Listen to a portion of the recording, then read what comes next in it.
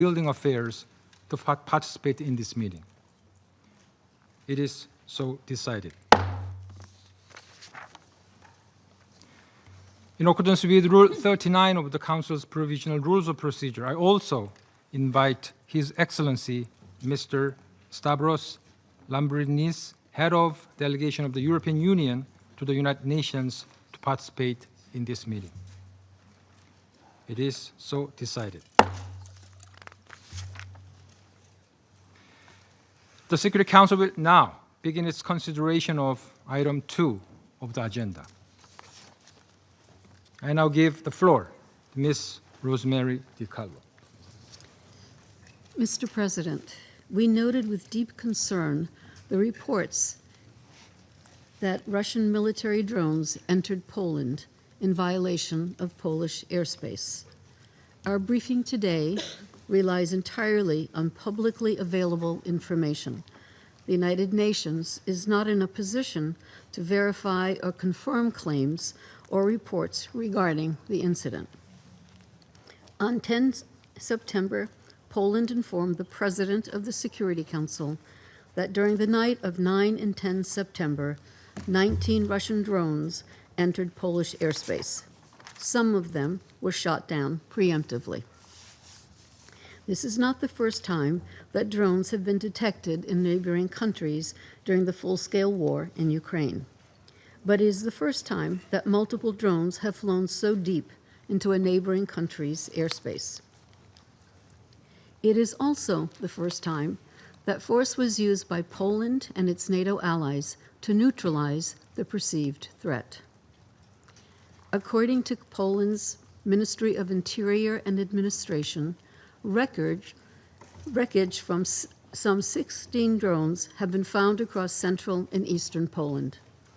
Media reports suggest that at least some of these devices were so-called Gerbera drones used by the Russian Federation in the war in Ukraine. The drones reportedly caused damage in residential areas in the Polish villages of Wiriki and Chusnowka. Drone debris was also reported in the town of Chesniki. Fortunately, Polish authorities reported no casualties. 4 major airports, including those in Warsaw and Rzeszów, were temporarily closed and flights diverted. Poland authorities stated that some of the drones entered from Belarus. The Belarusian Ministry of Defense claimed that the Russian drones were deflected by counter-drone measures of Ukrainian forces and veered off course. Belarus stated that it had alerted Poland and Lithuania as drones approached their airspace. This was confirmed by the Polish military. Belarus also reported that its air defenses intercepted several drones over its territory.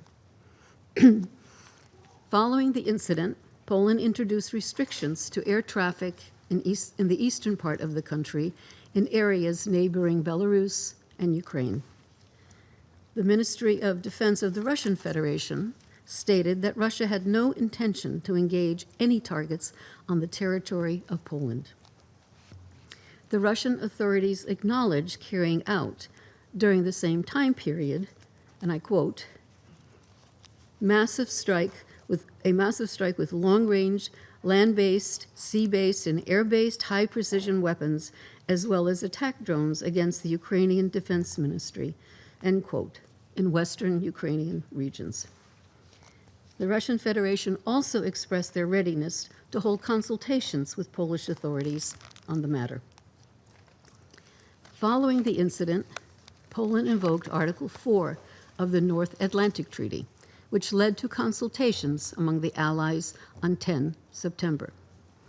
Mr. President, we reiterate the Secretary General's call for all concerned to act responsibly and to avoid any action and rhetoric that would further escalate already dangerously high tensions. This alarming incident took place against the backdrop of continued large-scale Russian missile and drone attacks on Ukraine.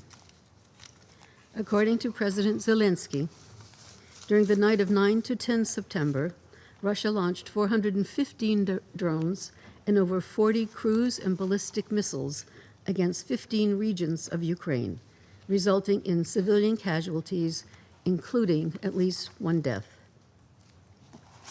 On 9 September, in the frontline village of Yarova in Donetsk region, a guided bomb reportedly struck a group of mostly elderly civilians waiting for pension payments, killing at least 24 and injuring 18.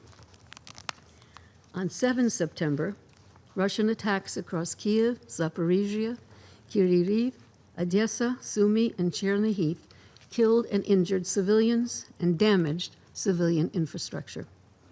Among those killed was a woman with her newborn child in Kyiv.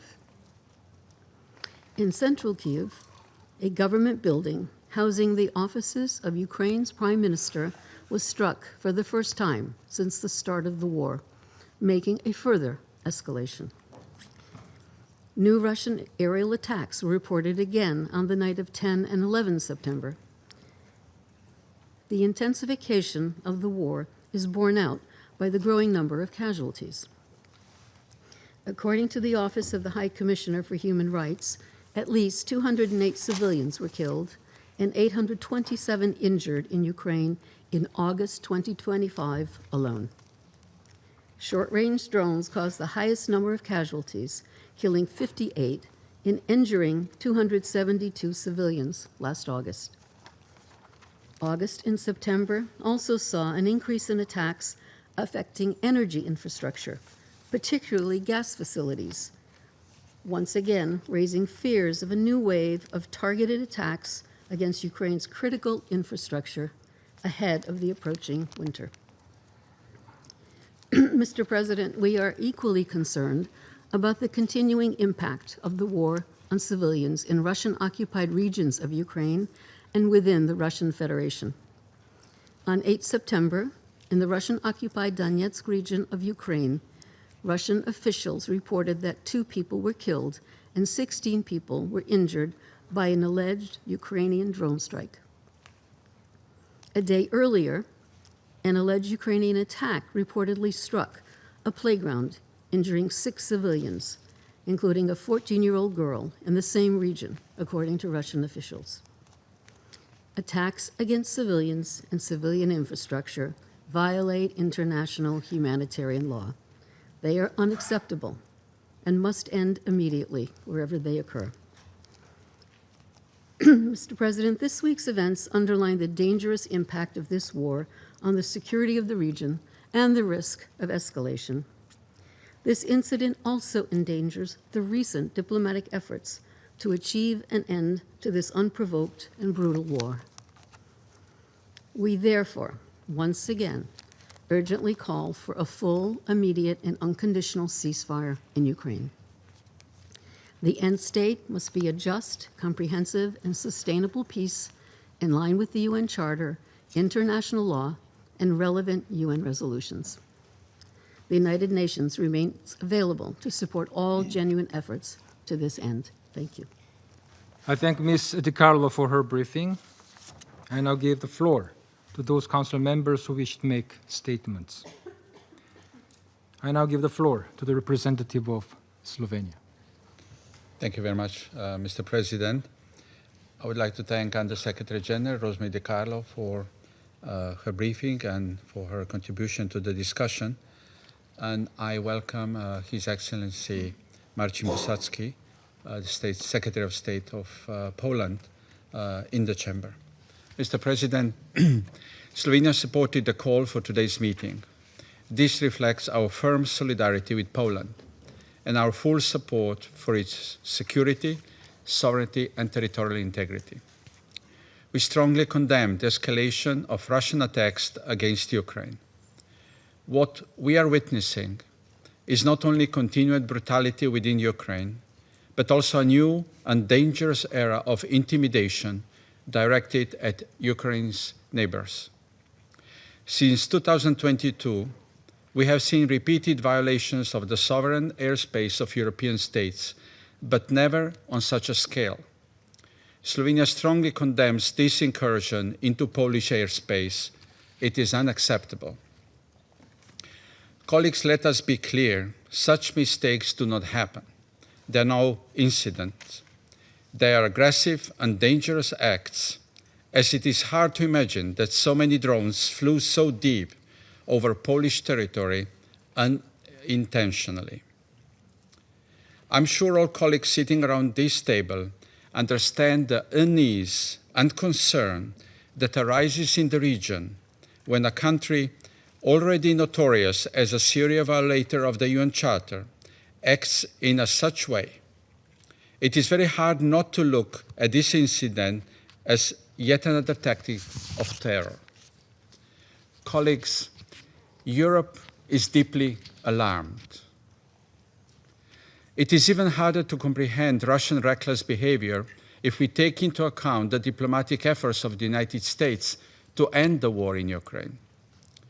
This escalation comes at a moment when there had been hopes for renewed prospects for peace. Instead of talks and diplomacy, the post-Anchorage period has become synonymous with massive strikes. We are witnessing attacks on civilians and infrastructure, including diplomatic premises and government buildings, at scales not seen since the start of the war. Colleagues, such behavior is a direct threat not only to the security of the EU citizens, but also regional stability and international peace. Path down the road Russia is choosing today leads in a downward spiral of escalation, war, and destruction. Slovenia therefore once again calls on the Russian Federation to cease this irresponsible behavior, commit to an immediate ceasefire, and to start serious and meaningful peace negotiations. We firmly stand with Poland, Ukraine, or any other member of this organization who needs to be protected against unlawful, charter-trampling actions of members who feel that their might give them right and impunity. Thank you. The representative of Slovenia for the statement. I now give the floor to the representative of Denmark. Thank you, Mr. President. Mr. President, Denmark fully supports Poland in calling for this emergency meeting in response to the serious violations of its airspace by drones launched from Russian and Belarus territories. We thank the Presidency for heeding this call so swiftly, and we thank Undersecretary General Di Carlo for her informative briefing.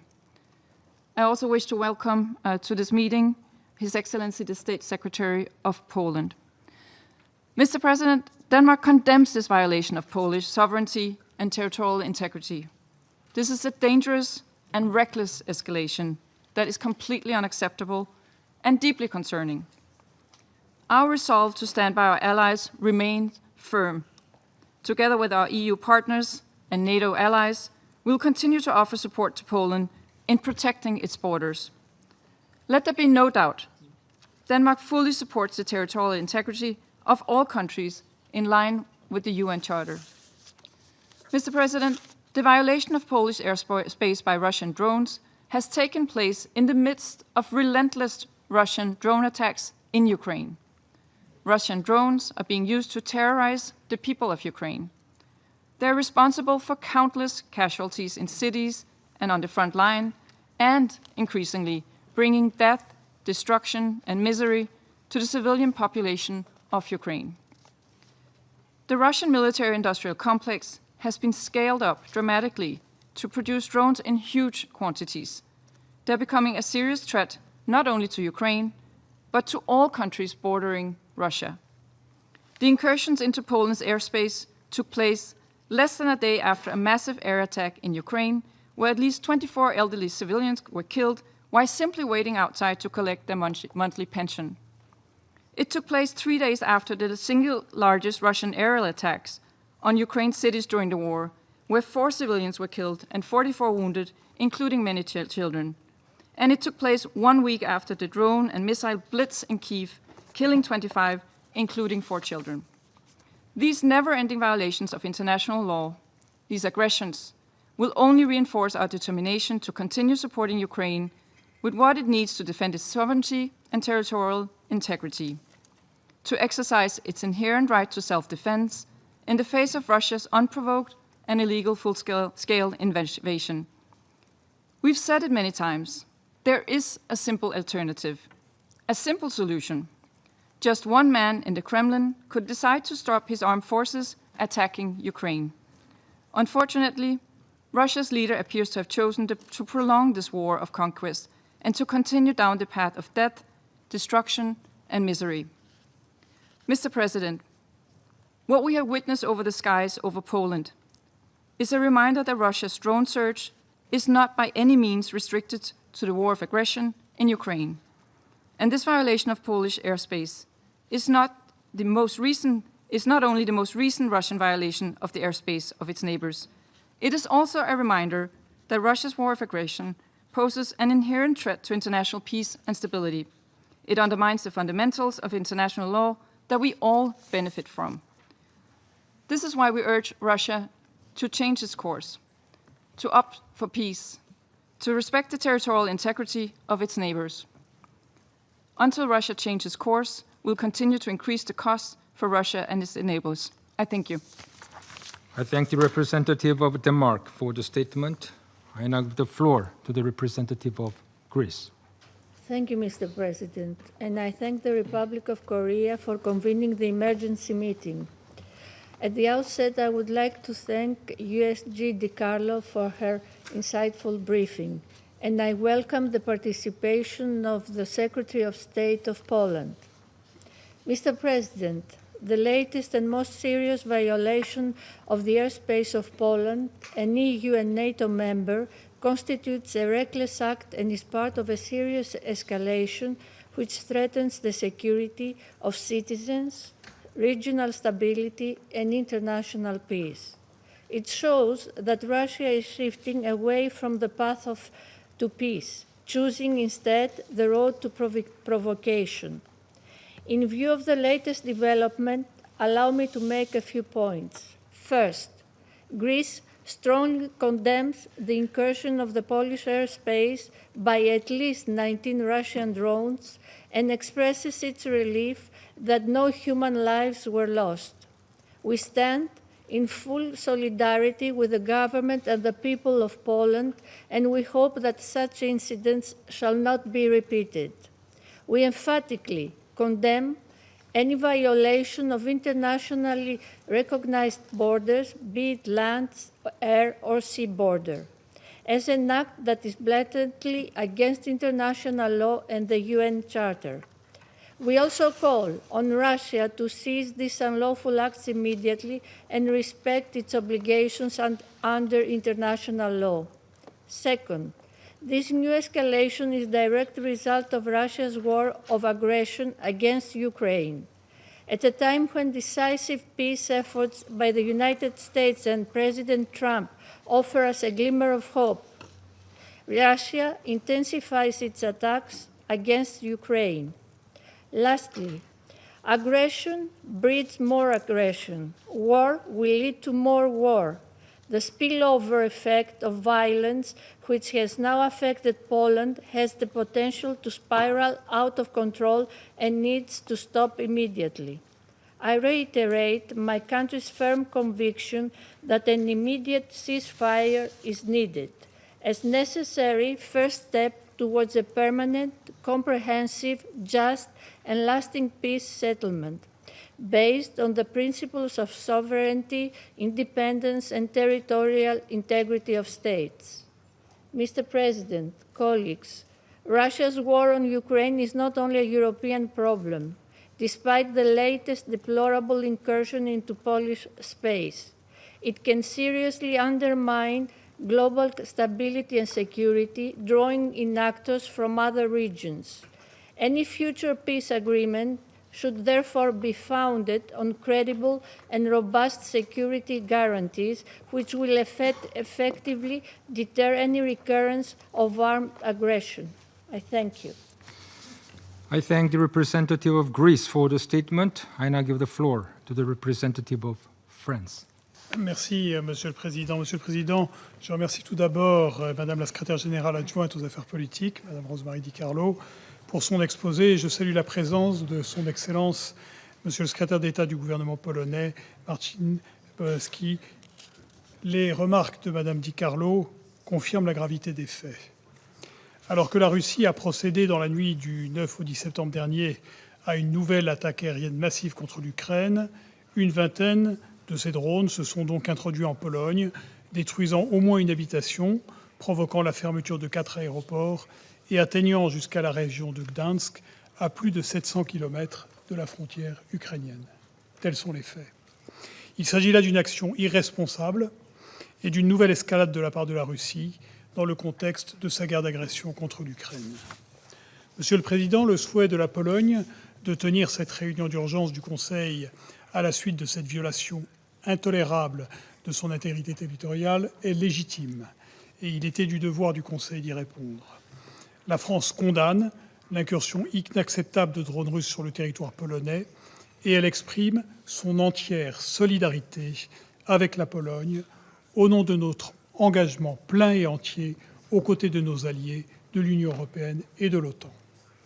Comme l'a annoncé hier le Président de la République, la France renforce dès à présent son soutien à la défense aérienne de la Pologne et du flanc est de l'Europe. Nous ne céderons pas aux intimidations de la Russie. Monsieur le Président, cette incursion est intervenue alors que la Russie intensifie les opérations contre l'Ukraine. Le 9 septembre, des frappes russes ont tué au moins 25 civils dans le village ukrainien de Yarova. Et 2 jours auparavant, la Russie frappait pour la première fois depuis 2022 le siège du gouvernement ukrainien à Kiev. La France condamne la poursuite des bombardements massifs de la Russie à l'encontre des villes, des institutions, des infrastructures et des populations ukrainiennes.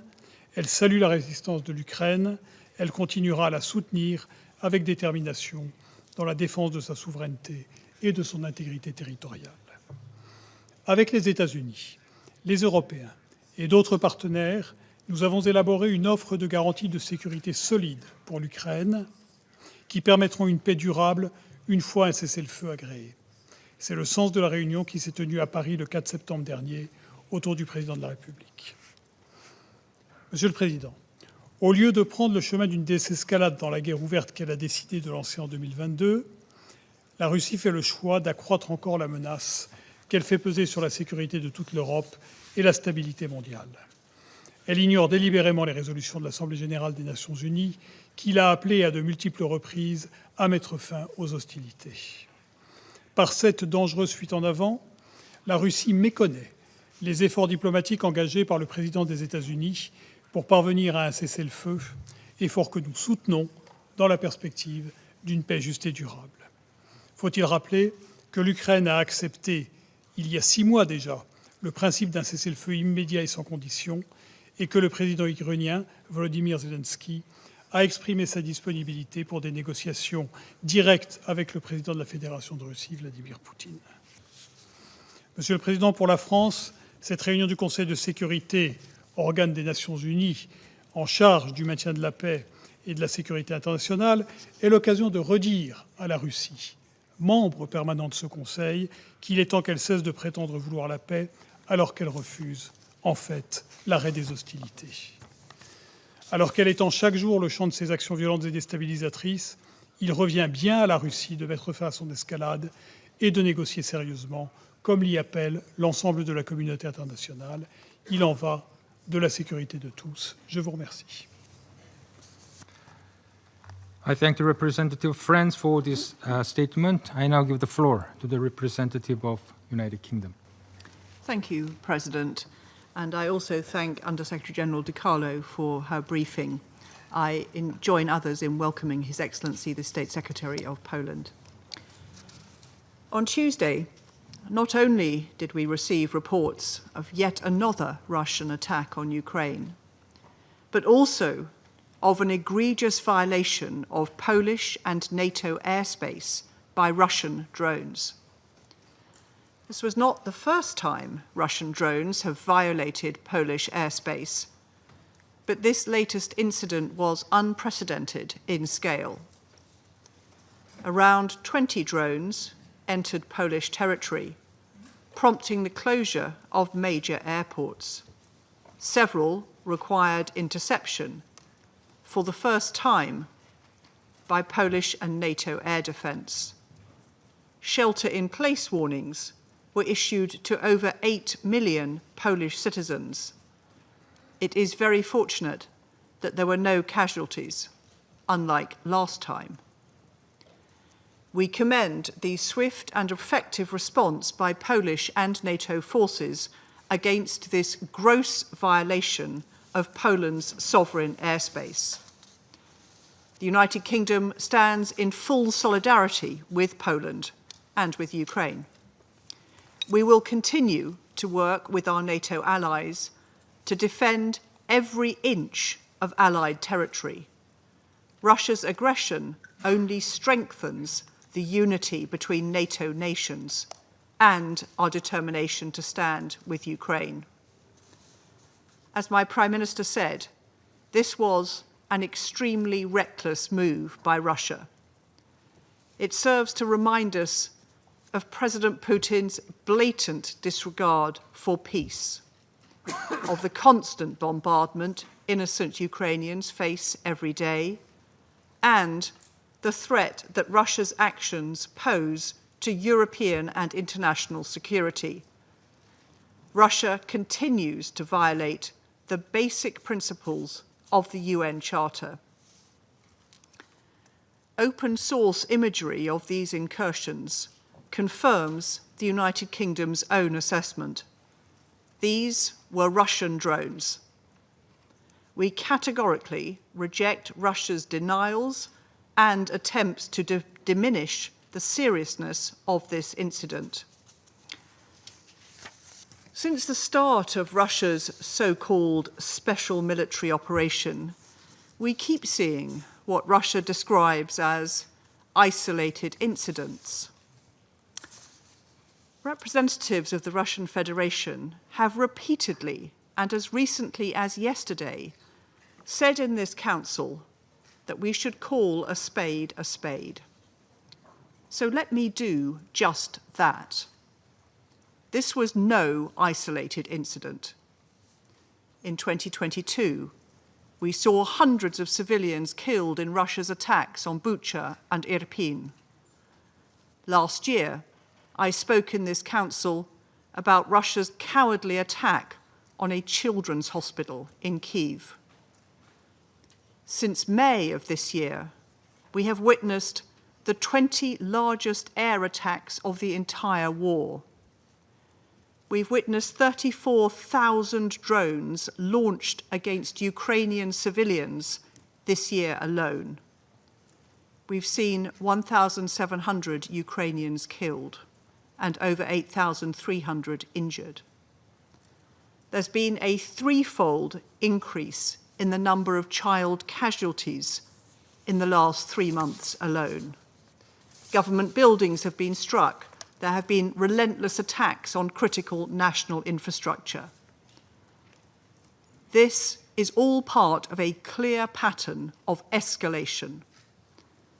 And these actions shake the foundations of international peace and security, and they show Putin for what he truly is. But we are not intimidated, and we are determined to increase the pressure on Putin. Today, on her visit to Kyiv, my Foreign Secretary announced 100 new sanctions targeting Russia's military sector and shadow fleet. And NATO has confirmed it will launch Operation Eastern Sentry to bolster our defences on the eastern flank. President, we call on Russia to end its brutal and illegal war and engage in meaningful negotiations. I thank you. I thank the representative of the United Kingdom for the statement. I now give the floor to the representative of China. 主席，我要感谢迪卡洛副秘书长的通报，也欢迎波兰国务秘书出席今天的会议。中方一贯主张各国遵循联合国宪章的宗旨和原则处理国际关系。我们注意到波兰、俄罗斯、白俄罗斯等有关各方近日围绕无人机事件的表态和反应。We call on all parties to exercise calm and restraint, properly settle disputes through dialogue and consultation, avoid misunderstanding and misjudgment, and prevent any possible expansion or escalation of the situation.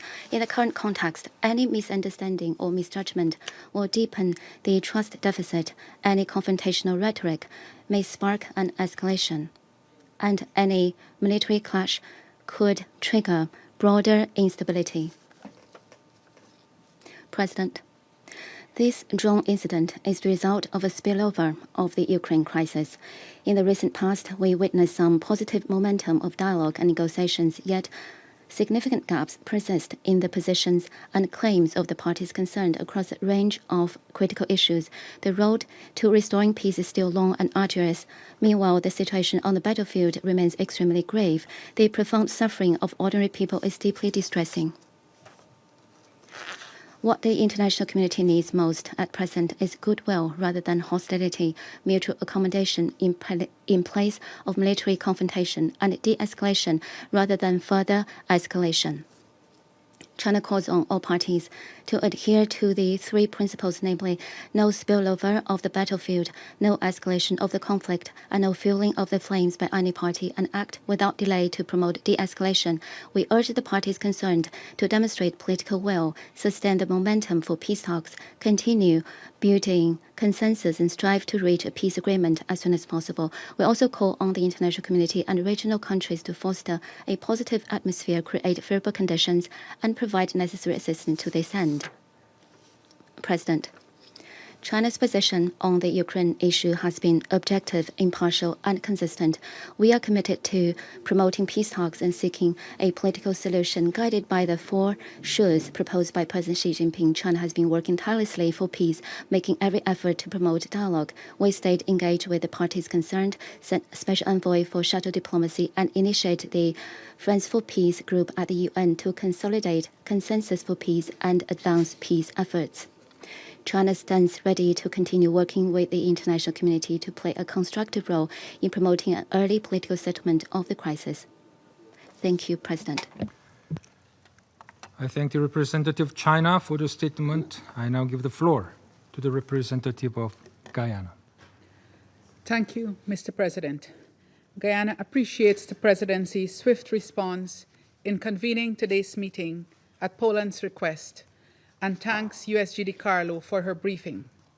We also welcome the participation of the Secretary of State of Poland and representatives of Latvia, the Kingdom of Netherlands, Belarus, Ukraine, and the European Union in this meeting.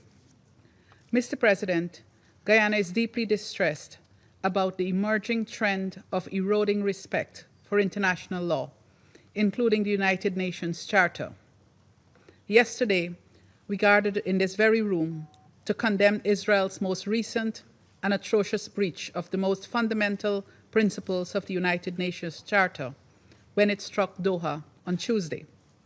Today, the Security Council is once again called upon to address allegations of breaches of national sovereignty and the provisions of the United Nations Charter. In his letter of 10 September, the permanent representative of Poland notified the President of the Security Council that Russian drones had crossed into Poland's airspace between the evening of 9th of September and the morning of 10th of September and were preemptively shot down. One of the drones reportedly struck a residential building in eastern Poland. We have taken note of subsequent public statements issued by Russian authorities in response to the incident, including their readiness to hold consultations with Polish authorities. Mr. President, even as investigations into the incidents continue, the Security Council must emphasize restraint and de-escalation. Indeed, we must do so firmly and unequivocally, and insist that the facts surrounding the incident be thoroughly clarified.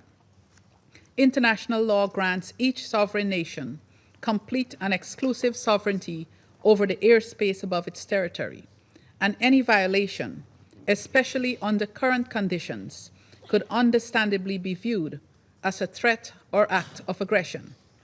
The gravity of this situation, therefore, cannot be underestimated.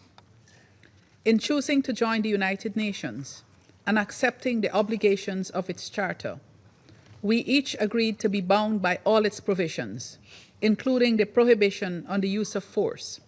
Enshrined in Article 2.4, this prohibition is one of the Charter's most explicit provisions and the foremost foundational principle of international law.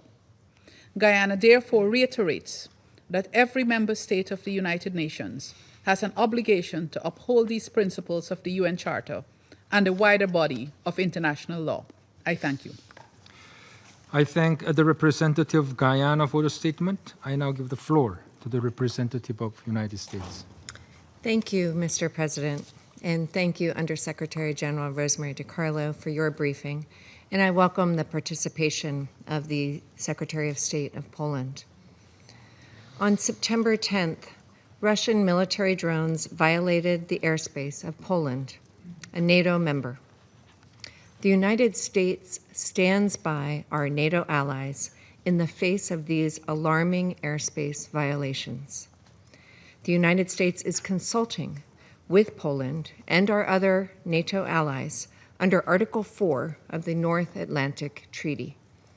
And rest assured, we will defend every inch of NATO territory. This incident does not help the extraordinary efforts that the United States has undertaken in recent weeks to broker an end to the war. Since the Alaska summit between President Trump and President Putin on August 15th, Russia has intensified its bombing campaign against Ukraine, resulting in loss of life and damage to civilian infrastructure.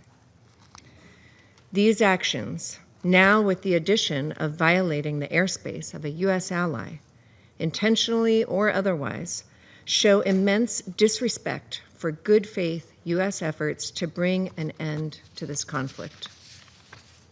We urge Russia to renew and live up to its commitment to diplomacy by seeking an immediate end to hostilities through direct negotiations with Ukraine. Colleagues, the Russia-Ukraine war needs to end. We cannot risk it escalating into a broader conflict.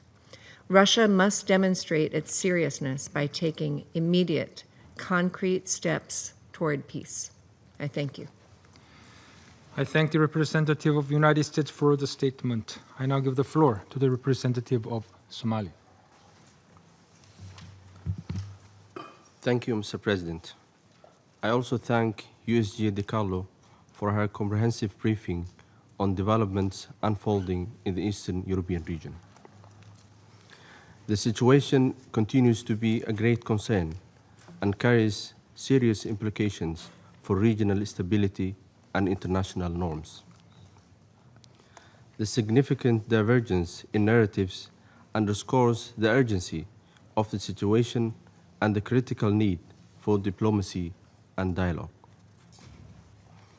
The protection of civilian life and critical infrastructure must remain a paramount concern. Such incidents highlight the fragility and volatility in the region. They remind us of the fundamental principle enshrined in the international law and the United Nations Charter. We firmly maintain that there is no military solution to the ongoing war in the region. Continued escalations only serve to heighten tensions and undermine the prospects for durable peace. We believe that lasting solutions are found at the negotiating table, not through acts that can be interpreted as hostile. In this regard, we call upon all parties to exercise maximum restraint and to engage in earnest, substantive dialogue. A durable resolution will require a genuine commitment to de-escalation, confidence-building measures, and renewed focus on diplomatic efforts. To conclude, Mr. President, my delegation reaffirms its unwavering support for all efforts aimed at upholding the principles of international law and achieving just and lasting solution consistent with the United Nations Charter. The people in the region deserve a future defined by peace, security, and stability. I thank you. I thank the representative of Somalia for the statement. I now give the floor to the representative of Russian Federation. Mr. President, today, the members of the Security Council have been proposed to discuss an incident on Polish soil which took place on the evening of 9 to 10 September. According to the reports from the Polish Operational Command, in the airspace of that state, more than a dozen unmanned aerial vehicles entered that airspace. It has been announced that part of them have been neutralized by air defense systems. A home in the Lublinsk region was damaged, and there were no casualties. Warsaw recognized that the drones could have flown in from the territory of Ukraine. At the same time, Poland they hastily pinned blame on Russia without presenting any evidence whatsoever. We think it is important to analyze the real magnitude of the consequences of the incident and to compare this with the political clickbait which is being advanced by Polish and other European politicians, as well as to pose additional questions about the versions that have been circulating about what transpired. On the 10th of September, Warsaw published data about fragments of drones that fell, and specifically a photograph was demonstrated of a roof of a home that had been damaged. However, any military expert will confirm that if this indeed was an explosion of a drone warhead weighing tens of kilograms, the consequences would have been different. Here, what took place was a localized damage, more likely a consequence of falling wreckage. Furthermore, later, the Polish authorities were indeed compelled to acknowledge that they did not find drone warheads on their territory. Equally telling is another incident with a device that was found in an agricultural field. Apparently, it simply veered off course and fell, and this indeed could have been the consequence of a technical malfunction or the result of the use of Ukrainian radioelectronic warfare means. Now, turning to actions by the Russian Federation. On the 10th of September, that evening, the Russian armed forces carried out long-range, land-based, sea-based, and air-based high-precision weapon strikes, as well as drone strikes targeting military-industrial facilities on the territory of Ukraine, where there was manufacturing and maintenance facilities for armored and aviation equipment of the UAF, as well as engines and electronic parts for this.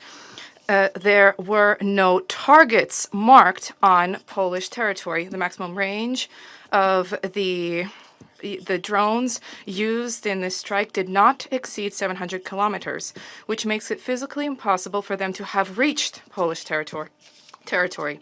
Despite the obvious baselessness of the allegations levied against us, in order to provide for comprehensive and objective elucidation of what took place, the Ministry of Defense of the Russian Federation expressed a willingness to engage in professional dialogue and consultations with the Ministry of Defense of Poland. The Russian Foreign Ministry, in turn, also stands ready to engage in this work if the Polish side indeed is interested in reducing tensions rather than fomenting tensions. We call upon Polish colleagues to take advantage of these proposals rather than engaging in megaphone diplomacy at multilateral platforms. We have already repeatedly stated that we are not interested in escalating tensions with Warsaw, and we repeat that today. What warrants separate mention is a constructive and responsible approach of the Belarusian side in the context of what transpired. The relevant organs of the Republic of Belarus, through the relevant mechanisms, promptly informed Polish colleagues about existing risks, having demonstrated a responsible approach and a willingness to engage in cooperation. This is a policy which is based on exchange of objective information, coordination of action, and it should serve as an example for a good faith conduct amid such incidents. Mr. President, unfortunately, the reaction to the incident in Polish and European political establishment and media outlets gives rise, under these circumstances, to significant questions. The head of EU diplomacy, Kaja Kallas, without having awaited official conclusions, rushed to make loud statements about the alleged deliberate violation of Polish airspace, advancing her favorite talking point about investments in European defense, that is, continuation of the militarization thereof. Hysterical outbursts about the alleged aggression from the Russian Federation is also heard from other European capitals. This is all very similar to the information campaign, the goal of which is to maintain the level of external mobilization around Ukraine and to continue to egg on allies to continue to provide new and new weapons. In this vein, we would be well advised to recall the incident which occurred in Przewód in November 2022, when, as a result of the fall of a missile, 2 Polish citizens died. At that point, tensions were also being ignited. However, 1 year later, the General Prosecutor and Minister of Justice Zbigniew Zerbo recognized that both the launch location and the ownership of the missile were Ukrainian. And the former president of Poland, Andrzej Duda, in an interview with the journalist Bogdan Romanowski, recently explicitly recognized that at that point the Kiev regime was attempting to pressure Warsaw to levy accusations against Russia. According to him, this was a deliberate attempt to draw Poland and consequently NATO into an armed conflict. This candid comment from the Polish politician is an important recognition, which is not being quoted by European newspapers, nor discussed it in national parliaments, but we think it is important today to remind you of this. We are talking about a desire of Kiev to at all costs engage in the confrontation with Russia. More and more states. It is no secret that Ukraine has long been consistently attempting to expand the geography of the conflict with no regard for the consequences of such an escalation. The Polish authorities, for all of these years, in an anti-Russian frenzy, were willing to support any, regardless of how criminal, regardless of how reckless, any actions of the Kiev regime, and were eagerly indulging it, hoping to harm the Russian Federation using its hands. Unfortunately, the Polish authorities are not drawing any conclusions, and they're continuing to engage in a policy of escalation in Europe. For example, at the pretext of conducting a joint Russian-Belarusian exercises, the West Zapad 2025, the Polish authorities already announced the closure of the border with Belarus, and they announced the intention to deploy to that area up to 40,000 military personnel. Let us recall that our above-mentioned strategic exercises are defensive in nature. They do not pose any threat for any neighboring country. And the representatives of OSCE countries, including Poland, have been invited to observe them. However, the decision was taken, the border is closed, and the victims of this decision are ordinary citizens whose freedom of movement has been denied. In any conflict, when we are talking about provocations, the key question remains unchanged. Who does this benefit? The response here is obvious.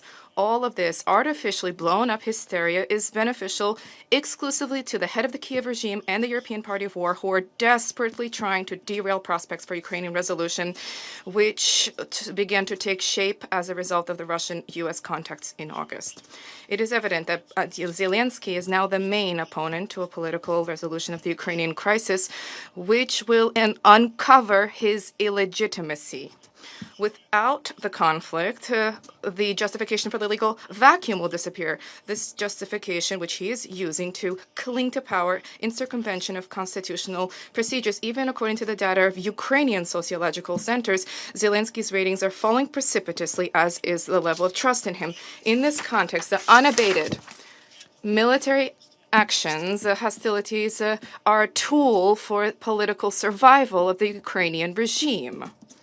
Against the backdrop of this, what is becoming clear is the level of despair prompting the Kiev authorities to throw remnants of the people forcibly mobilized into battle, or more accurately, to slaughter, despite the colossal losses and skyrocketing desertion rates. Official data for 2025 shows that more than 140,000 criminal cases have been initiated for soldiers who abandoned their units.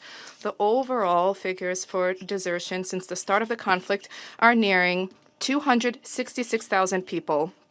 The effective staffing levels in combat units at 50% is viewed as a success, and the real losses exceeding 15 to 20,000 people per month has long ago outstripped the pace of mobilization. People no longer wish to die for a corrupt leadership which long ago has ceased to represent the interest of society.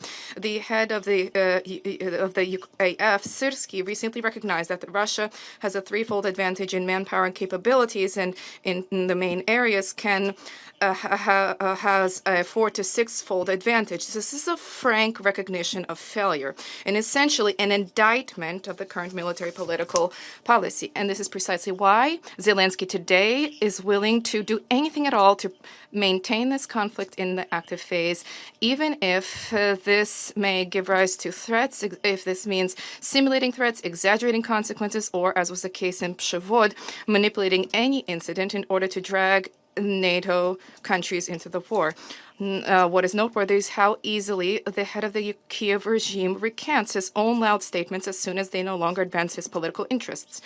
In recent months, he invoked slogans about the supposed intention to engage in dialogue. However, the direct, unambiguous proposal from the Russian president to visit our capital to discuss the whole gamut of issues related to Ukrainian resolution was rejected by him under the pretext of the inadmissibility and the inability to travel, quote, while his country was under attack, is under attack. And yet, as we see, there have been no attacks which prevented him from trekking to European capitals for 3+ years and making demands for more weapons deliveries and increased military assistance. Because in those capitals, the discussion is about continuing the war and this is completely in line with his interests. As soon as a real opportunity for peace emerged, with a visit to with a White House leader taking office who is willing to deal with the root causes of the crisis and to seek a lasting solution, Zelensky immediately began to renounce the previously announced peace initiative. This merely bears out what we were pointing to from the very start.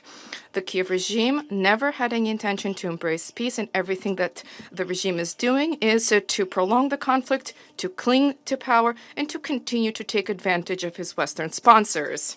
Weapons deliveries, sanctions misadventures, and Brussels propagandistic hysteria do not bring peace any closer, but rather entrenches the illusion in Kiev that they will manage to change the reality. However, it is not possible to change the reality. Every new month of hostilities merely brings the regime closer to collapse and raises the cost of resolution. The Russian Federation remains wedded to a responsible approach. We are open to constructive cooperation with everybody who genuinely is focused on de-escalation and establishment of peace in Europe, not pursuing the conflict for the sake of parochial political advantages. Thank you. I thank the representative of Russian Federation for the statement. I now give the floor to the representative of Pakistan. Thank you, Mr. President. I thank USG Rosemary DiCarlo for her briefing and take note of her remarks. We welcome the presence of Poland's Secretary of State in this meeting. Mr. President, merely a glance at both the contemporary as well as past history is enough to draw a fundamental conclusion about conflicts. Conflicts, especially those continuing for a longer duration, have a greater risk of degenerating into wider conflagration. Given the interconnected nature of our world, the negative externalities from a localized conflict can have far-reaching consequences, impacting not only the regional, but also global security and stability. Mr. President, alongside many of our fellow council members, Pakistan has repeatedly drawn attention to the negative repercussions that the ongoing conflict in Ukraine has had, far beyond its geographical expanse. We have therefore called for the need to bring an end to this conflict. We take note of Poland's letter of 10th September addressed to this council, reporting violations of its airspace. Pakistan is an ardent proponent and adherent of the UN Charter and the principles contained therein. We firmly hold that sovereignty and territorial integrity of all member states is sacrosanct and must be respected. Mr. President, Pakistan remains deeply concerned by the ongoing conflict in Ukraine and the humanitarian tragedy unfolding as a result of it. We have consistently said and repeat once again, military solutions are counterproductive and serve only to sow seeds for future conflicts. We are dismayed by the recent escalation in fighting and note with deep regret that diplomatic efforts to resolve the conflict have, thus far, remained inconclusive and without meaningful progress. Mr. President, Pakistan's position from the very outset has been clear and consistent. We have always called upon the parties to demonstrate restraint, scrupulously adhere to the international humanitarian law, make meaningful strides towards de-escalation, and give primacy to dialogue and diplomacy. We firmly believe that only a sincere and meaningful dialogue which addresses security concerns of all sides is anchored in the principles of UN Charter and international law and respects the relevant multilateral agreements can help secure peace, which is both just and enduring. Pakistan stands ready to support all regional and international efforts that pave the way for a peaceful resolution of this conflict. I thank you. I thank the representative of Pakistan for the statement. I now give the floor to the representative of Sierra Leone. Thank you, Mr. President. I also thank USG DiCarlo for her briefing. We welcome the participation of the Secretary of State of Poland in this meeting.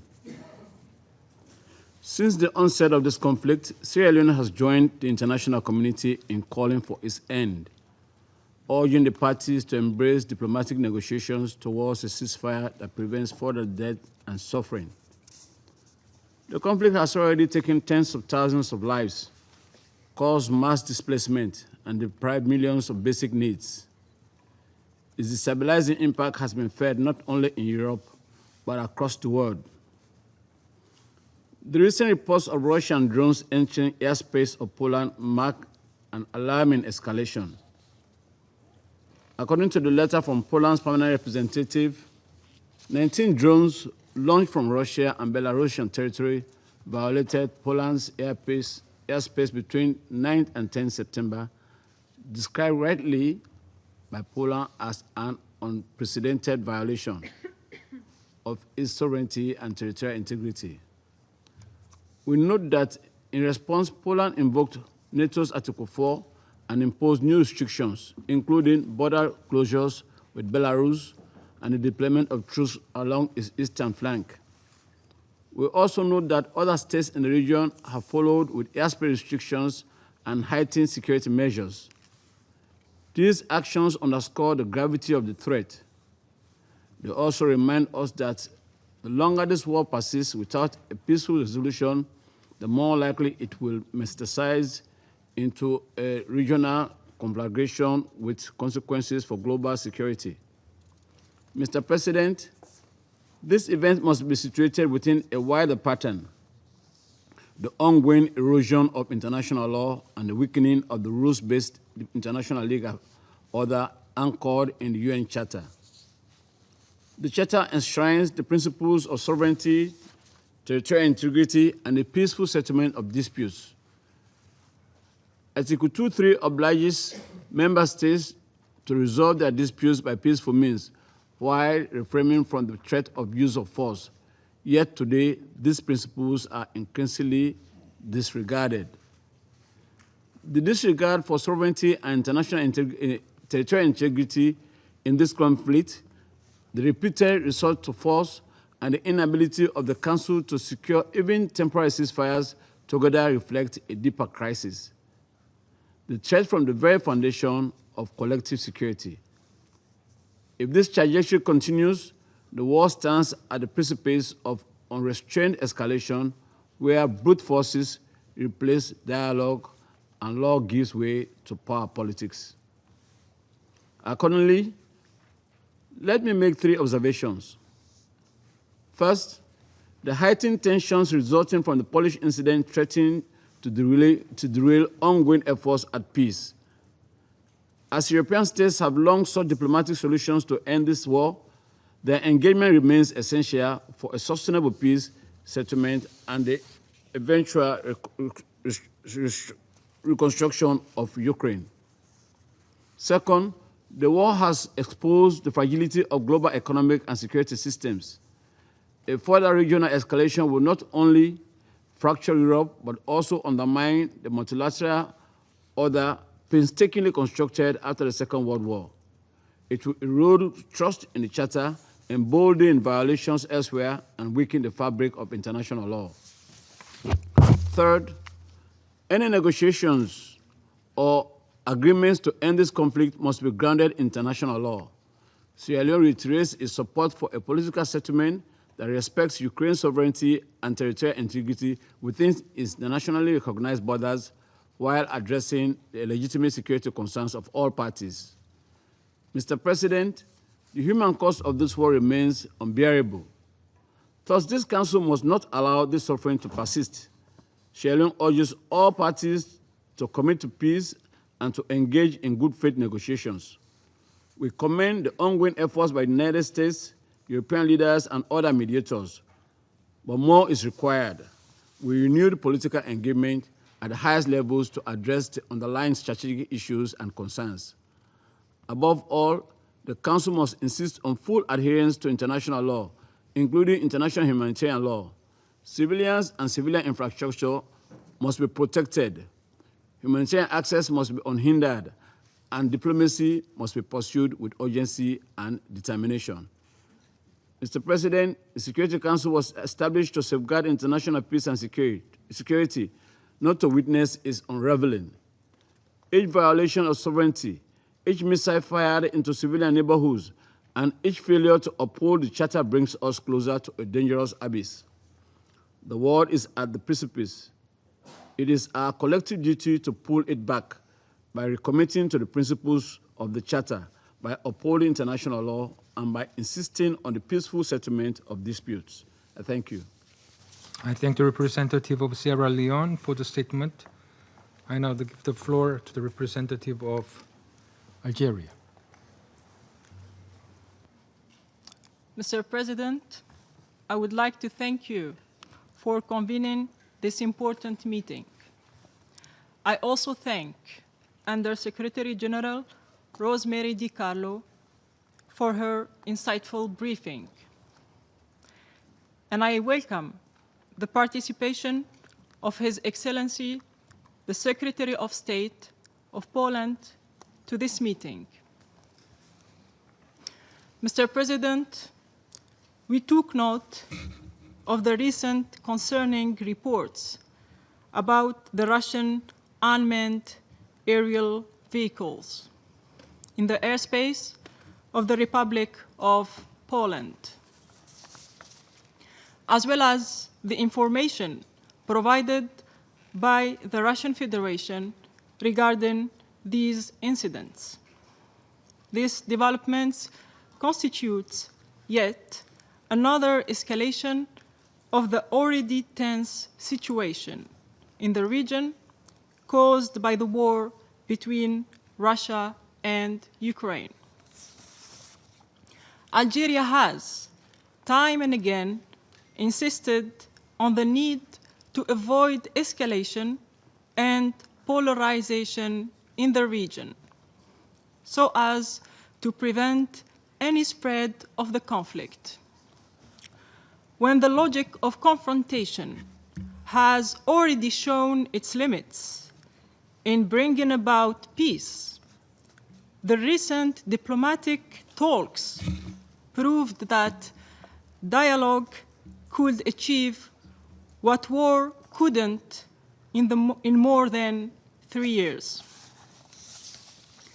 Against this backdrop, I would like to highlight the following points. First, it is highly important to keep the momentum from recent diplomatic efforts and to avoid any escalation that could hinder ending the conflict between Russia and Ukraine and achieving peace and security in the region.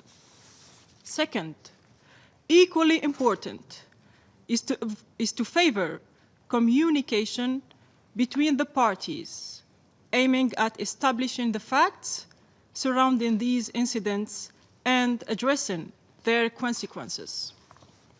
Last but not least, Algeria reiterates its call to prioritize restraint over escalation, dialogue over confrontation, and diplomacy above all.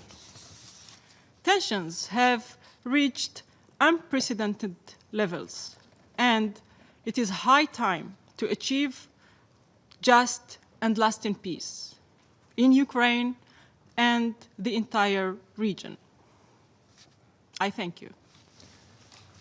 I thank the representative of Algeria for the statement. I now give the floor to the representative of Panama. Gracias, Presidente. Thank you, President. We're grateful for the briefing provided by Ms. Rosemary DiCarlo, Under-Secretary General for Political and Peacebuilding Affairs.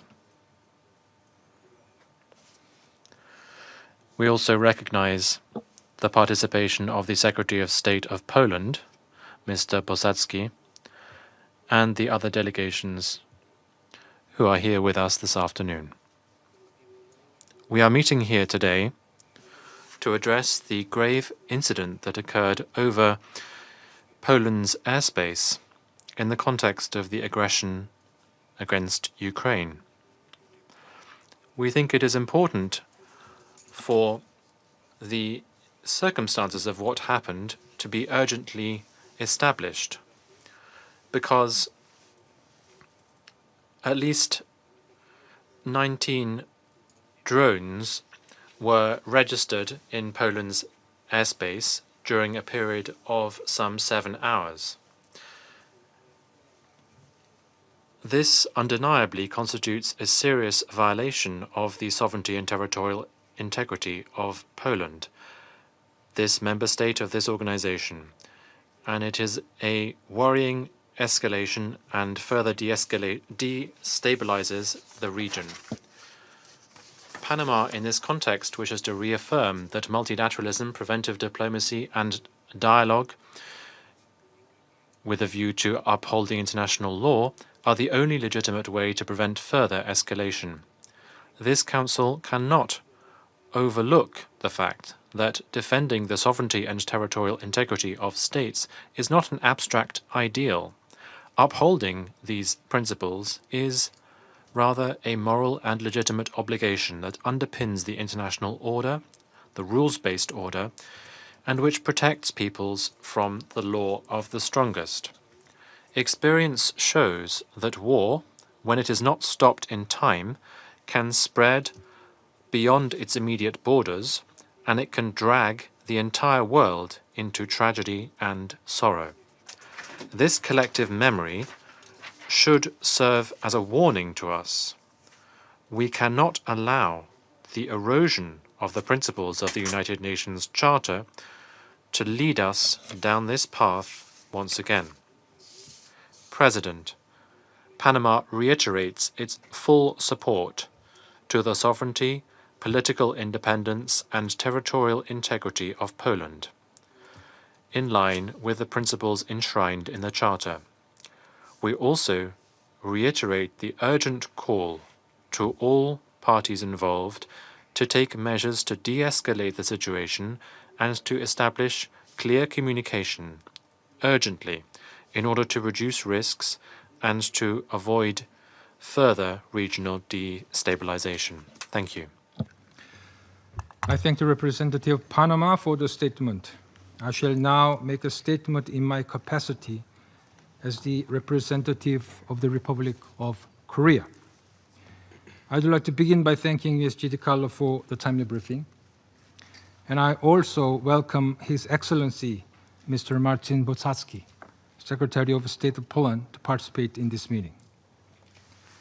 Colleagues, the recent drone incidents near Poland's eastern border is not an isolated event. Indeed, it is a stark reminder that the battlefield may no longer be confined to Ukraine. We have concerns that what we are seeing can lead to the horizontal expansion of an illegal war, spilling across borders, threatening the peace and security of neighboring states. We take note with particular alarm over Poland's account of this event, indicating that this was not accidental, but rather a deliberate and premeditated act. It would mark a dangerous turning point, where the war may no longer be contained, but spreading into Europe. Colleagues, let us recall, this war was illegal from the very beginning, launched in clear violation of the UN Charter, throughout the unlawful use of force. But what is more concerning is how its illegality has further deepened and metastasized in at least the three following ways. First, as this instance demonstrates, the unlawful use of force seems to be spreading geographically, pushing the front lines far beyond Ukraine and into sovereign territory of other nations. This is a deeply destabilizing trend. Second, we continue to see systematic and indiscriminate attacks on civilians and civilian infrastructure, in blatant violation of international humanitarian law. One instance from this week illustrates the human cost. Just this past Tuesday, a Russian glide bomb struck a site in Donetsk, killing 24 people, many of them elderly Ukrainians, simply waiting in line to collect their monthly pensions.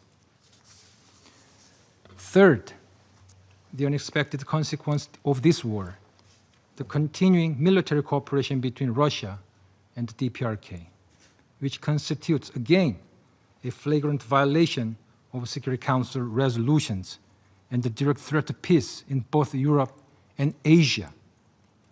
It must stop immediately.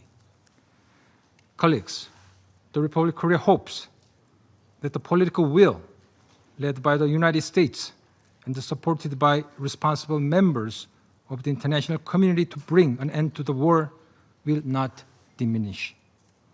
Before that common will is exhausted, we must allow today's meeting to serve not as just another record of outreach, but as a resounding wake-up call. I now resume my function as President of the Council. I now give the floor to His Excellency Mr. Marcin Boczacki, Secretary of State of Poland.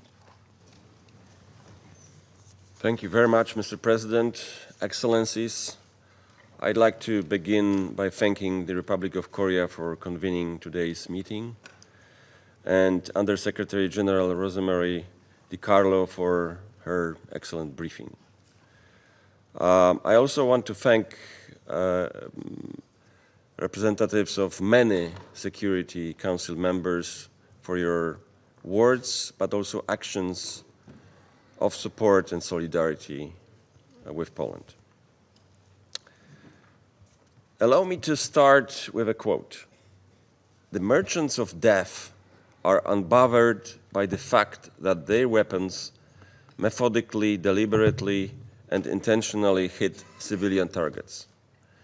The blood of dozens of dead civilians is on the hands and conscience of those who arm the regime." End of quote. Thus spoke Sergei Lavrov, Russian Foreign Minister, here in this very room at the UN Security Council meeting on Ukraine a year ago. Russian officials have repeatedly accused others, primarily Ukraine and its allies, of engaging in terrorist attacks by using drones to target non-military infrastructure. The opposite is true. In fact, it is Russia that uses these weapons against civilians. Events in Poland just 2 days ago prove once again every Russian accusation eventually turns out to be a confession. Today, for the very first time in history, emergency meeting of UN Security Council was called upon a Polish request. We did that, we asked for that, to declare that the sky over Poland, my country, a sovereign state, has been deliberately violated by Russia.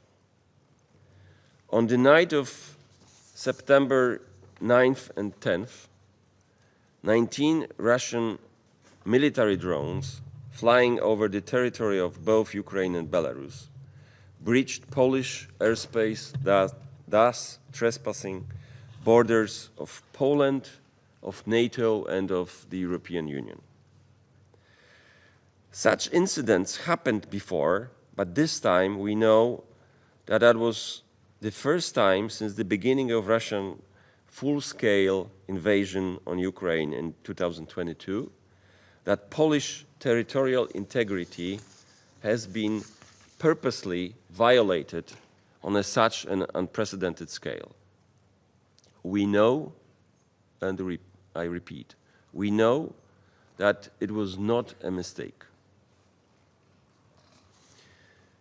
Poland, together with allied Dutch, German, and Italian military forces, acted calmly, professionally, and decisively, executing our right to defend territorial integrity. The drones that threatened Polish citizens and critical infrastructure were shot down preemptively. Drones are instruments of terror that have shattered homes and communities across Ukraine. 2 days ago, they tried to target Polish homes. This is one of them in a village called Wyryki in eastern Poland. A representative of the Russian Federation claimed that maybe these were not Russian drones. This is the evidence of that, including signs in Russian on the parts of the drone.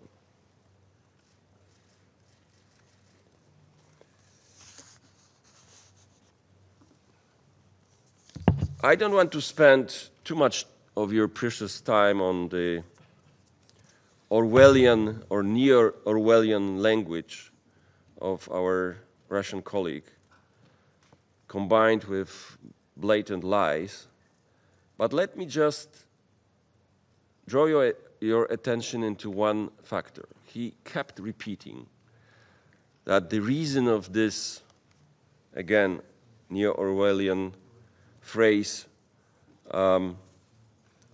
alleged aggression, which caused, as he himself admitted, hundreds of thousands of innocent victims so far. The cause of it was illegitimate regime or fascist regime. You know, we in the region remember the same kind of rhetoric by Russian diplomats when Russia, then Soviet Russia, attacked Czechoslovakia in 1968, Hungary in 1956, or Poland,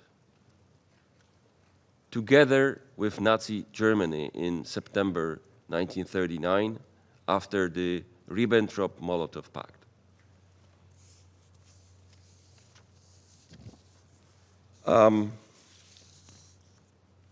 The fact is that in the region, among the neighbors of Russia, everybody is free, prosperous, and happy when there are no Russian troops on this country's soil.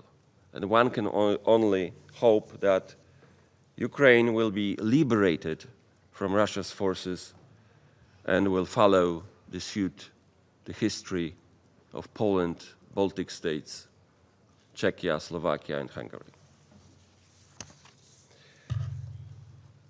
Ladies and gentlemen, Russia wants to set the region on fire. Here, in this chamber, sits a permanent member of Security Council as a judge in its own case, violating the UN Charter of which this very country should serve as defender and warrantor. We call upon the Council to respond to Russian criminal actions with unified, unequivocal, and immediate condemnation. Condemnation that should serve as a critical preventive measure to de-escalate the situation and deter further acts of this kind. As for Russia, we expect to take full responsibility for this unjustified act, to fully explain the reasons for the intrusion, and to take all necessary measures so such incidents will not repeat in the future. One more important thought. You know, our Russian colleague called it possibly malfunction or mistake or coincidence. You know, once or twice it can be a coincidence or malfunction, but not 19 times, not 19 intrusions conducted within 7 hours. And not only those drones, those Russian military drones, flew through the airspace of Ukraine. They also, which your ally, President Lukashenko, admitted, were flown through Belarusian airspace.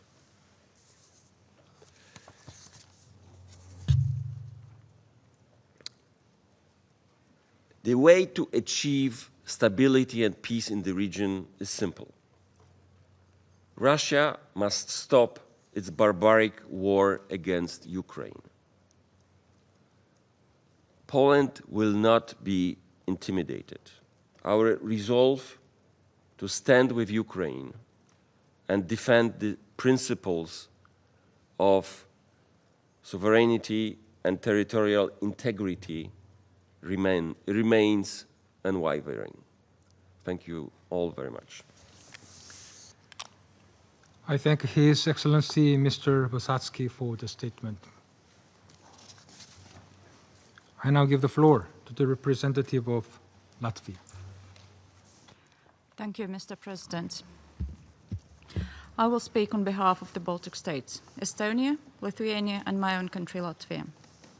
And I thank the Presidency of the Council for convening this meeting, and thank the USG DiCarlo for her briefing. In the early hours of 10th of September, Poland saw the largest number of Russian drones illegally entering its territory. The Baltic states condemn the violation of Poland's airspace, and we stand in full solidarity with our Polish allies. The Baltic states recall that this is neither a first time nor an isolated incident in our region. All Baltic states have had Russian assets enter our airspace illegally in the past year.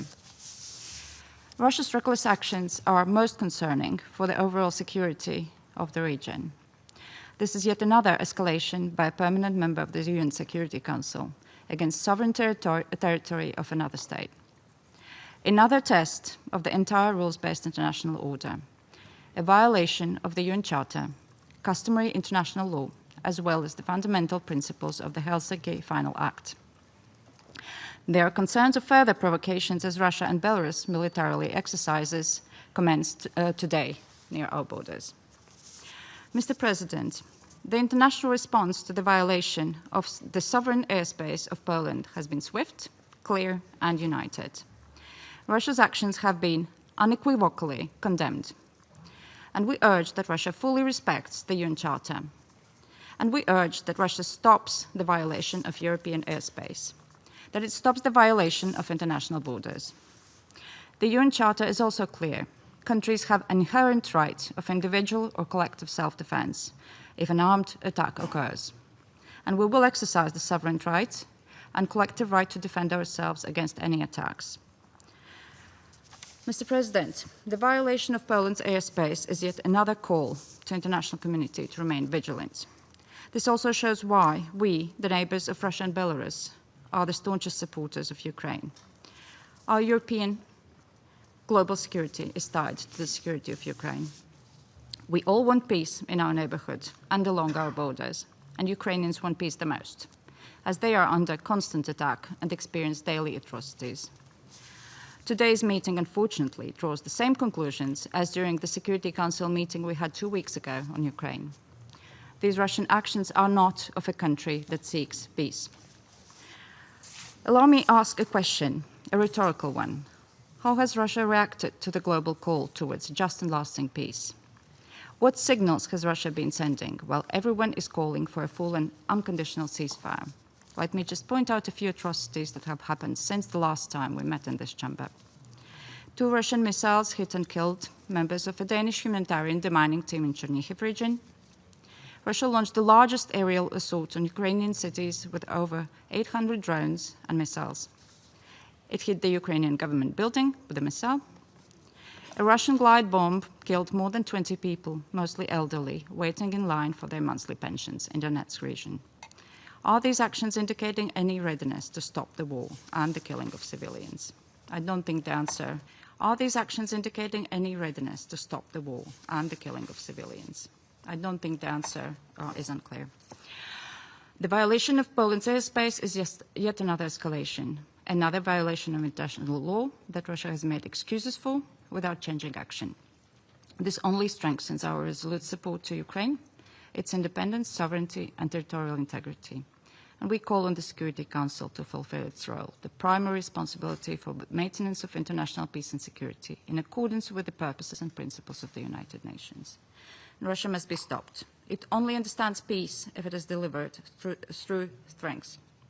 And we are united both in support of Ukraine and the defense and security of our nations and our allies. I thank you. I thank the representative of Latvia for the statement. I now give the floor to the representative of Kingdom of the Netherlands. Thank you, Mr. President. I have the honor to speak on behalf of the Benelux countries, Belgium, Luxembourg, and my own country, the Kingdom of the Netherlands. I would like to thank the Republic of Korea for convening this meeting and USG DiCarlo for her briefing. This week, Russian drones violated Polish airspace and therewith EU airspace, NATO airspace. Polish, Italian, and Dutch fighter aircraft succeeded in tracking and shooting down Russian drones over Poland. Benelux countries stand in solidarity with our Polish allies, and we remain ready to provide any further support. We condemn this violation of Polish airspace in the strongest possible terms. It is a reckless and dangerous act by the Russian Federation, risking further escalation. In doing so, Russia is violating the UN Charter and threatening the security of innocent citizens, regional stability, and international peace and security. This was not an isolated incident and cannot be ignored.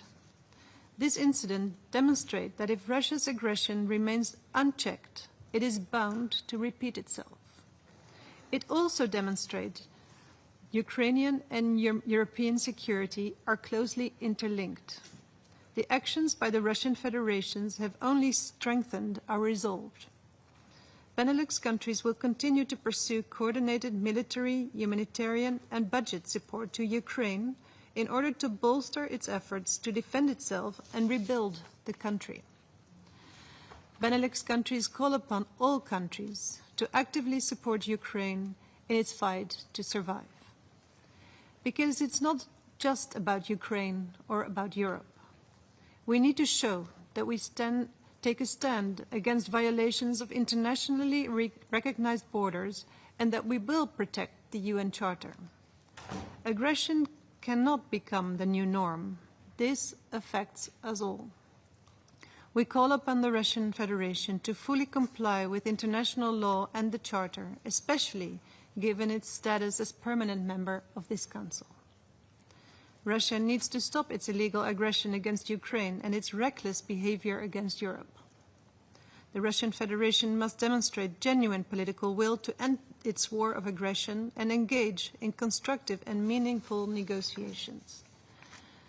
Benelux countries call on this Council to take tangible steps towards a full, unconditional and immediate ceasefire, so these incidents cannot repeat themselves. We will continue our active contribution to all efforts, bringing a comprehensive, just and lasting peace closer. I thank you. I thank the representative of a Kingdom of the Netherlands for the statement. I now give the floor to the representative of Belarus. Thank you, Mr. President. We thank the Undersecretary General for Political and Peacebuilding Affairs, Madame Di Carlo, for a briefing. The Republic of Belarus has always based itself on the priority need for exclusively peaceful conflict resolution. We see no other ways to end the brutal confrontation other than through dialogue on the basis of mutual respect, trust, and equality of the parties. We welcome the current diplomatic initiatives which are geared towards facilitating direct negotiations. We trust that the results of the recent bilateral summit, the Russia-U.S. summit in Alaska, that this will generate tangible results for the peace process. In this connection, we note the efforts of the U.S. President to usher in a prompt resolution to the conflict. We have always stated, and we continue to emphasize, that it is important in principle to achieve a ceasefire and to move towards agreements with robust, categorical guarantees, both vis-à-vis Ukraine and vis-à-vis Russia. We regret that today during today's meeting, Poland accused Belarus of escalating the situation and disregarding international law. We repudiate any claims focused on us in connection with the incident of the breach of Polish airspace with drones on the night of 10 September. These accusations sound particularly baseless, given the fact that the Republic of Belarus was the first, possibly the only party to have informed the Polish side about the approach of drones. Belarus spoke at length about this topic. I merely wish to quote the head of General Staff, the First Deputy Defense Minister of the Republic of Belarus, made on 10 September, and I quote, "During the nighttime exchange of strikes by UAVs between the Russian Federation and Ukraine, the air defense forces and assets of the Republic of Belarus on duty continuously tracked the UAVs that had veered off course as a result of the impact of the party's electronic warfare assets. Some of the lost drones were destroyed by our country's air defense forces over the territory of the Republic. According to existing channels of engagement, during the period from 23 o'clock on 9 September to 4 o'clock on 10 September, our air defense forces and assets exchange information on the air and radio location situation with the Polish and Lithuanian air defense forces and assets. Thereby, we informed them of the approach of unknown drones approaching the territory of their country. This allowed the Polish side to respond promptly to the drones by scrambling their forces on duty." End of quote. I would add that in this situation, the Republic of Belarus was completely transparent in its action and its readiness to promptly cooperate, having informed Poland well in advance, and we can state immediately, to the extent that this was possible. In response, we have been hearing unsubstantiated rhetoric and allegations against Poland. And we would note, incidentally, that Polish military services were more accurate and correct in their statements. According to the head of the Chief of Staff of the Polish Army, General Wisław Kukul, and I quote, the Belarusians warned us that the drones were approaching our side, end of quote. Based on the statements of Polish military personnel, such cooperation was surprising to them, but it was accepted and embraced. It is important to stress here that the Polish side informed the Belarusian air defense assets and forces about the approach towards the border of the Republic of Belarus of identified drones from Ukrainian territory. As was announced by the General Staff of the Republic of Belarus, the exchange of information about air activity is a critical component for security in the region as a whole and helps to establish confidence-building measures and to ensure security. The Republic of Belarus will continue to fulfill its obligations as part of the exchange of information on the air situation with the Republic of Belarus and Baltic states. It is absolutely clear that our actions show that there is no escalation whatsoever emanating from the Republic of Belarus, and this is not something that we can say when it comes to neighboring countries. It is telling that this meeting is being held immediately after the closure by Poland of the land border with the Republic of Belarus. All of the crossing points on the border with Poland ceased to function as of tonight, 12th of September. Vehicular and rail transportations have been halted, transit has been paralyzed, and the movement of people has been stopped. Is it not this situation which poses a real threat to stability in the region? The decision of the Polish authorities to close the border with Belarus is an example of baseless steps taken against the people, against ordinary citizens, both in Belarus and Poland, as well as against foreign citizens. These actions create significant difficulties for the normal operations in international movement of people and goods, and is detrimental to many states, both in the East and in the West. This represents a blatant abuse of their geographical location, the privatization of the borders of the EU, EA-EU, the West, and the East. Such measures are building upon the policy of undermining relations with neighboring countries and further fueling escalation of tensions in the region, which creates risks to stability and predictability in international relations. The leadership of the United Nations and the European Union should issue a principled assessment of such action. We call upon the Security Council to consider this action and to duly respond. Instead of destabilizing rhetoric and conduct, we call upon all parties to revert back to constructive cooperation and dialogue. Once again, Belarus is committed to purely peaceful steps to resolve the confrontation. We stand ready to continue to facilitate mutually acceptable solutions to the conflict. Thank you. I thank the representative of Belarus for the statement. I now give the floor to His Excellency Mr. Stavros Lambrinidis, Head of the Delegation of the European Union to the United Nations. Thank you, Mr. President. I have the honor to deliver this statement on behalf of the European Union and its member states, the candidate countries North Macedonia, Montenegro, Albania, Ukraine, the Republic of Moldova, Bosnia and Herzegovina, and Georgia, as well as Iceland, Norway, Andorra, and Monaco, align themselves with this statement. Thank you, Mr. President, for the Presidency's readiness to convene this emergency meeting. Thank you to USG DiCarlo for her briefing, and thank you as well to the State Secretary of Poland for his presence here today. Let me express, of course, my full solidarity with Poland, a member state of the European Union.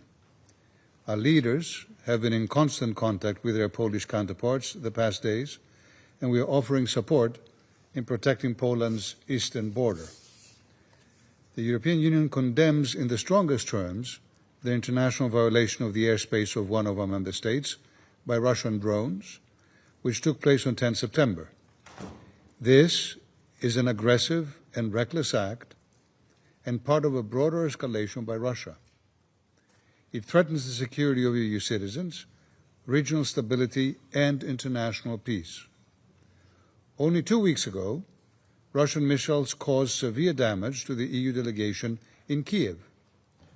And now, 19 of its drones have violated our airspace.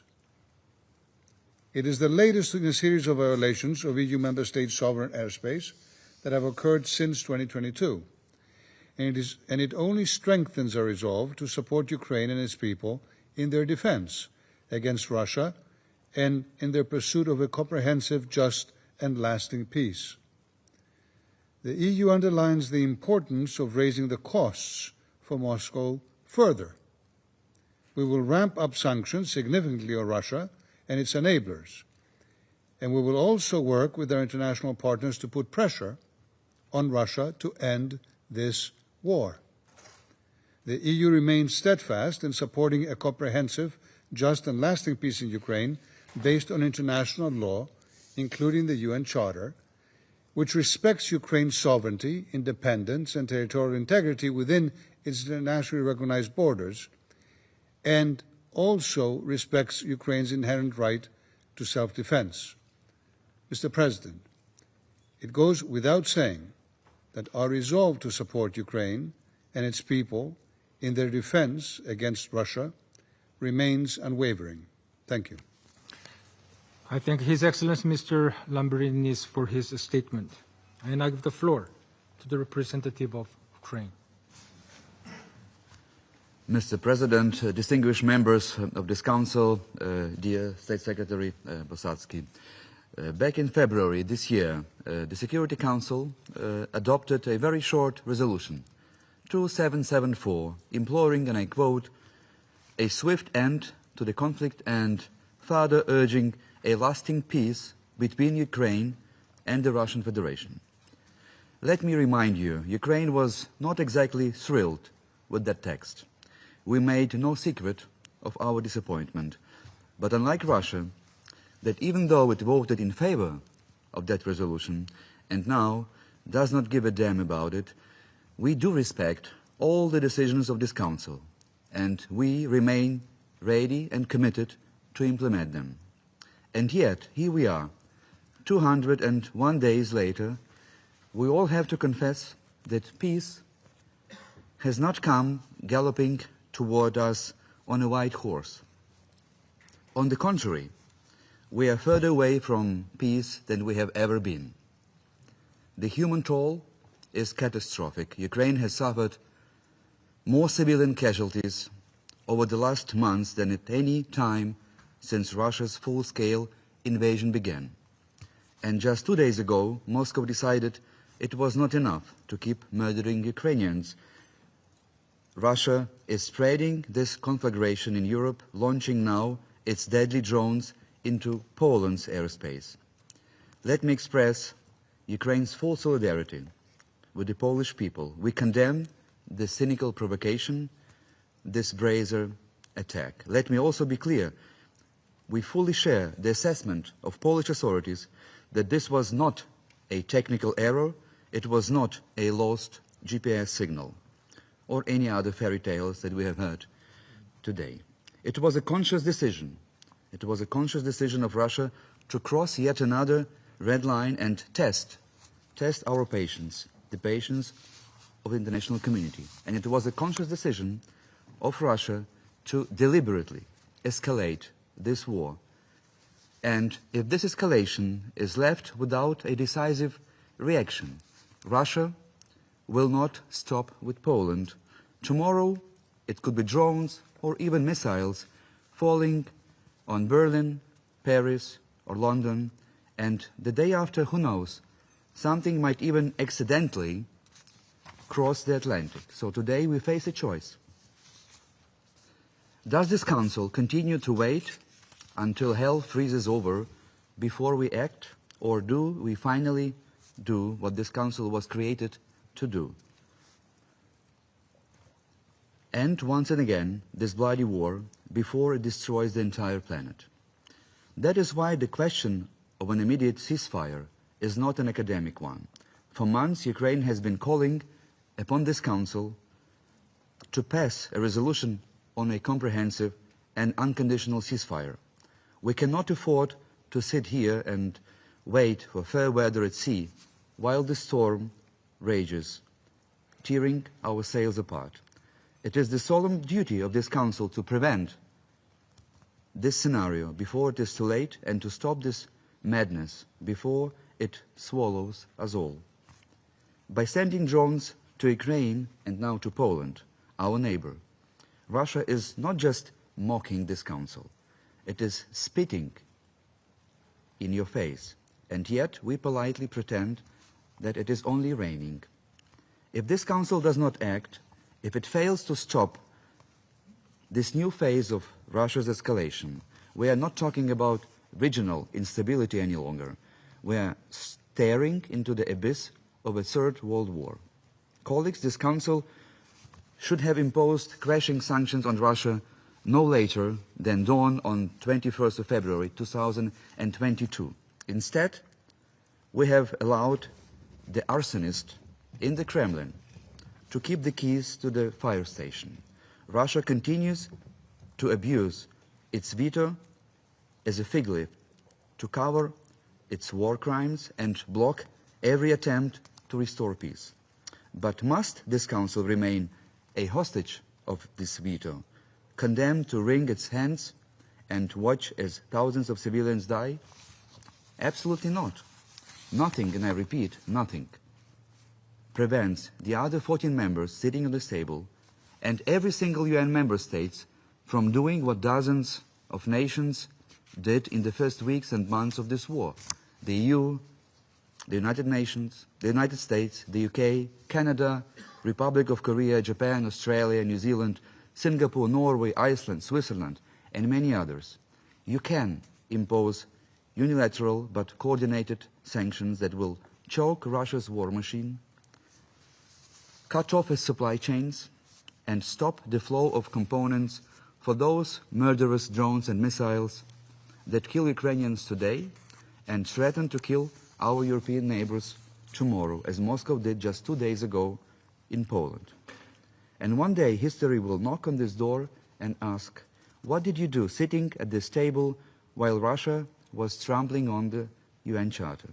Did you act, or did you just clear your throat, draft another deeply concerned statement, or just look away, bury your head in the sand, and then proceed to the next agenda item?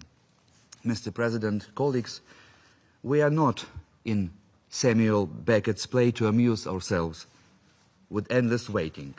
The world burns while we twiddle our thumbs, waiting for Godot, who will never arrive.